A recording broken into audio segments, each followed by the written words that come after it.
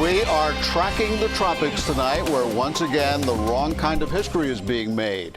North, south, east, west, wherever you look, there is a storm. The most immediate concern is Hurricane Sally. It's now bearing down on the northern Gulf Coast with strong winds and a dangerous amount of rain. There are 5 tropical cyclones in the Atlantic Basin right now. That ties the record set in 1971.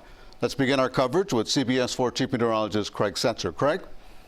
Elliot, as you said, the most concerning and pressing storm is Sally, which is barely moving tonight. It is just drifting to the west-northwest, only about 3 miles an hour. In the last 6 hours, it's only moved about 5 or 6 miles. So it is just pretty much stalled or drifting to the west-northwest. Hasn't changed intensity this evening. Wind still at 100 miles an hour, and the pressure really hasn't dropped. Pressure, usually when it starts going down, that's an indication that the winds are going to come up. Category 2, about 130 miles or so southeast of Biloxi, Mississippi. Just 3 hours ago, it was 135 miles to the southeast.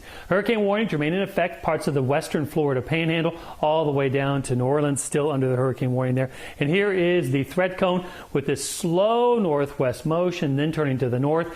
This is tomorrow morning, tomorrow afternoon, tomorrow night, and then into Wednesday. So this is going to be a very, very slow and, unfortunately for the folks that live here, painful process of rainfall flooding, storm surge flooding, and very strong winds. And then finally, by the end of the week, it does get picked up and move on to more to the northeast. Here's the way it's looked on radar this evening. If I just kind of hold my finger right there where the center was 6 hours ago, you'll see it hasn't moved much. Maybe it's drifted a little bit to the west there, about 5 or 10 miles, but hasn't moved a whole lot. Hurricane hunters are keeping a close eye on it, though, monitoring for any big changes that could occur. There's the overall satellite picture of it. Not looking as impressive as earlier today. A little bit of wind shear is blowing against it. Of course, there are all those other systems out there that we're keeping an eye on.